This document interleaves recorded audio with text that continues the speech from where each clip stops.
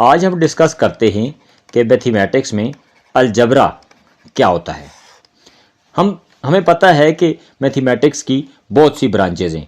मसलन एक हमारे पास मैथमेटिक्स की जो ब्रांच है ज्योमेट्री, एक है हमारे पास अलजबरा, एक है हमारे पास स्टैटिस्टिक्स, एक है हमारे पास अरिथमेटिक, और इसी तरह और भी हमारे पास बहुत सी मैथमेटिक्स की ब्रांचेस हैं। आज हमने डिस्कस करना है कि मैथमेटिक्स की जो ब्रांच है अलजबरा, ये क्या होती है। तो अलजबरा को डिस्कस कर लेते हैं। अलजबरा जैसे नाम से जाहिर है कि ये कोई अरबी लफ्ज़ ही होगा, क्योंकि अगर इसके साथ अलिफ और लाम लगा हुआ है यानी अल लगा हुआ है तो हम देखते हैं कि अल जो है ये अरबी के नामों के साथ लगता है। जैसे किताब से अल किताब बनता है, इसी तरह कमर से अल कमर बनता है। तो इसी तरह यकीनन ये अगर अलिफ और लाम लगा हुआ है, अल लगा हुआ है, तो ये अरबी का लफ्ज़ है। तो बिल्कुल ऐसा ही है अलजबरा, ये अरबी ज़ुबान का लफ्ज़ है और ये निकला है अल जब्र से, यानी ये अरबी का एक लफ्ज़ है अल जब्र। ये अरबी ज़ुबान के लफ्ज़ अलजब्र से निकला है। और जो अलजब्र है ये कहाँ से आया है? ये जो एक मशहूर मुसलमान साइंसदान थे मोहम्मद इब्न मूसा अल-ख़वारिज़मी, ये उन्होंने एक किताब लिखी थी, वो मशहूर ज़माना किताब थी उनकी, हिसाब अलजब्र वल मुकाबला। हिसाब अलजब्र वल मुकाबला ये उनकी किताब थी और इसमें ये जो अलजब्र का लफ्ज़ इस्तेमाल हुआ है, यहाँ से ये जो लफ्ज़ है अलजबरा का ये उठाया गया है। और ये बात है सन 825 AD यानी 825 ईस्वी की, ये सबसे पहले इस्तेमाल हुआ है। तो इस हिसाब से जो मोहम्मद इब्न मूसा अल-ख़वारिज़मी हैं उनको हम फादर ऑफ अलजबरा भी कहते हैं, क्योंकि ज़ाहिर है उन्होंने ये सबसे पहले ये अलजबरा की जो टर्म है वो कॉइन की थी, तो इसलिए उनको फादर ऑफ अलजबरा यानी बाबाए अलजबरा कहा जाता है। अब अलजबरा होता क्या है? मैथमेटिक्स में हम देखते हैं कि मैथमेटिक्स जो सारी की सारी गेम है वो नंबर्स की है, यानी यहाँ पर हम मुख्तलिफ़ तरह के नंबर्स डिस्कस करते हैं। जैसे हमारे पास नेचुरल नंबर्स होते हैं जो 1 से स्टार्ट होते हैं, 1 2 3 4 5 एंड सो ऑन। और इसी तरह हमारे पास होल नंबर्स होते हैं जो 0 से स्टार्ट होते हैं, 0 1 2 3 4 5 एंड सो ऑन, और ये अनलिमिटेड नंबर होते हैं। इसी तरह हमारे पास जो इंटीजर्स हैं जिसमें नेगेटिव इंटीजर्स भी होते हैं और पॉजिटिव इंटीजर्स भी होते हैं और जिसमें ज़ीरो भी शामिल होता है, तो ये सारे के सारे हमारे पास इंटीजर्स होते हैं। ये नेगेटिव इंटीजर्स, ये वाला ज़ीरो और ये यहाँ से आगे पॉजिटिव, और ये भी चूँकि अनलिमिटेड होते हैं। इसी तरह जो हमारे पास नंबर्स होते हैं वो हमारे पास कोई ना कोई नंबर फ्रैक्शन की शक्ल में भी होते हैं। तो फ्रैक्शन की जो शक्ल में हमारे पास नंबर होते हैं जिनको हम रैशनल नंबर्स कहते हैं, जैसे 1/2 4/5, इसी तरह -9/4, ये नंबर हमारे पास होते हैं। इसी तरह हमारे पास कुछ इर्रेशनल नंबर जो हैं वो भी हो सकते हैं, जैसे √3, या हमारे पास हो सकता है 0.14359, ये कुछ भी हो सकता है। तो ये जितने भी नंबर्स हैं ये भी सारे के सारे नंबर्स हैं।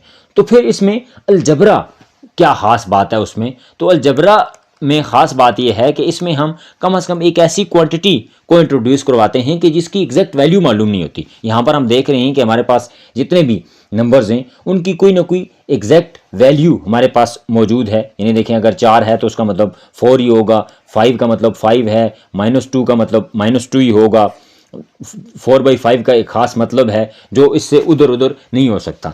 लेकिन हम अलजबरा में क्या करते हैं कि अलजबरा में हम एक ख़ास किस्म की कोई क्वांटिटी इंट्रोड्यूस करवाते हैं कि जिसकी वैल्यू अननोन होती है।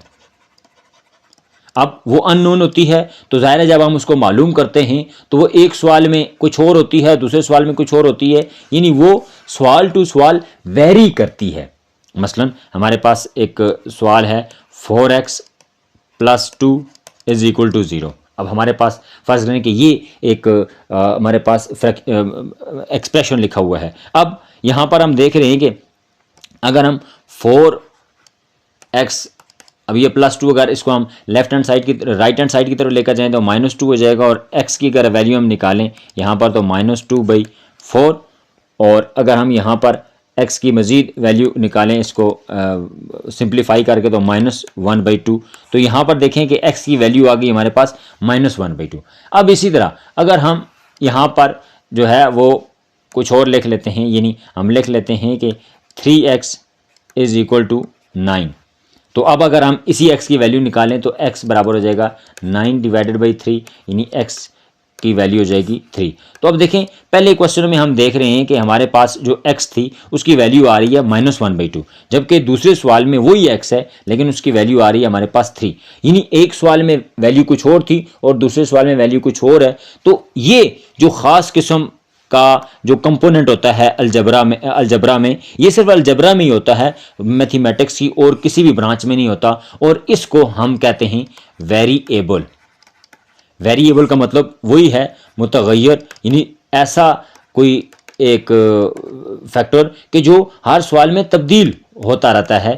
वो एक सवाल में उसकी वैल्यू कुछ और होती है, दूसरे सवाल में कुछ और होती है। हम एक अलजबरे का एक्सप्रेशन लिख लेते हैं, जैसे हमने अभी लिखा 4x + 3 = 0। फ़र्ज़ करें कि हमारे पास ये एक अलजबरे का एक्सप्रेशन है। तो इसमें हम देखते हैं कि हमारे पास एक तो हमें पता चल गया कि ये जो x है इसको हम कहते हैं कि ये वेरिएबल है। इसको वेरिएबल क्यों कहते हैं? क्योंकि इसकी वैल्यू जो है वो तब्दील होती रहती है। ये जो x के साथ नंबर लिखा है, यानी जो नंबर वेरिएबल के साथ लिखा होता है उसको हम कहते हैं कोफिशिएंट। ऐसा नंबर के जो वेरिएबल के साथ लिखा होगा उसको हम कोफिशिएंट कहते हैं। अब यहाँ पर एक और नंबर लिखा हुआ है कि जो वेरिएबल के बगैर है। अब जो नंबर वेरिएबल के बगैर है तो हम इस नंबर को कहते हैं कांस्टेंट।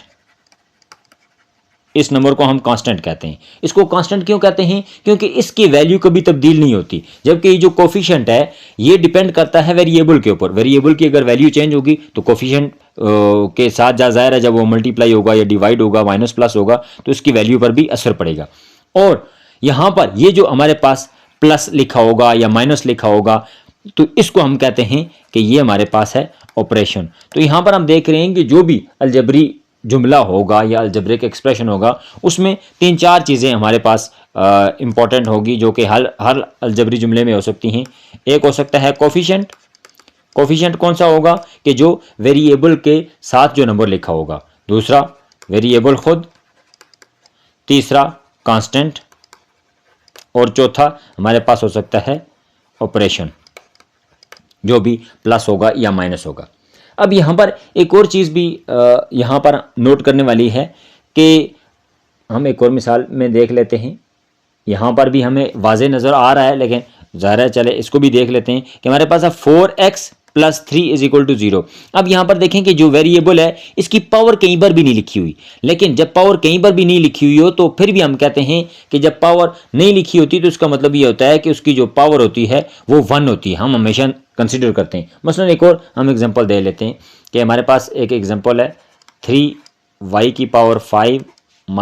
- 4 = 3x। यहाँ पर हम देख रहे हैं कि हमारे पास एक ये जो y के साथ आ रहा है नंबर ये 3, और इसी तरह यहाँ पर x के साथ जो नंबर आ रहा है 3, ये दोनों के दोनों हम इनको कहेंगे कि ये दोनों के दोनों कोफिशिएंट हैं। क्यों? क्योंकि ये दोनों के दोनों वेरिएबल के साथ आ रहे हैं। अब यहाँ पर हम देखते हैं कि वेरिएबल दो हो गए। एक वेरिएबल हमारे पास y है और इधर राइट हैंड साइड वाली तरफ हमारे पास वेरिएबल x है। तो इसका मतलब यह है कि वेरिएबल किसी भी अलजेब्रिक एक्सप्रेशन में एक भी हो सकता है, 2, 3, 4 या इससे भी ज़ायद हो सकते हैं, और वो मुख्तलिफ भी हो सकते हैं। यहाँ पर y है, यहाँ पर x है, कुछ z भी हो सकता है। लेकिन यहाँ पर एक चीज़ नोट करने वाली है कि जो भी वेरिएबल होगा वो हमेशा हम स्मॉल लेटर्स में लिखते हैं, यानी जो अंग्रेज़ी के स्मॉल लेटर्स हैं ABC, यानी छोटे ABCD, तो इसमें हम उनको वेरिएबल्स को इस तरह शो करते हैं। अब यहाँ पर हम देख रहे हैं कि जो वेरिएबल है वेरिएबल की पावर यहाँ पर लिखी गई है, यानी जब एक से ज़ायद पावर होगी तो हम उसको किसी न किसी नंबर में लिखेंगे, जैसे यहाँ पर 5 की शक्ल में लिखी गई है। यहाँ पर अगर हम राइट हैंड साइड की तरफ देखें तो x की पावर नहीं लिखी हुई, लेकिन अभी हमने कहा कि जब x किसी भी वेरिएबल की पावर 1 होती है तो हम लिखते नहीं हैं, लेकिन वो कंसिडर होती है। तो यहाँ पर भी x की जो पावर है, एक्सपोनेंट है, वो 1 है। और यहाँ पर हमारे पास वो कांस्टेंट है, हमारे पास है 4। यहाँ जो ऑपरेशन के तौर पर ऑपरेटर इस्तेमाल हुआ है हमारे पास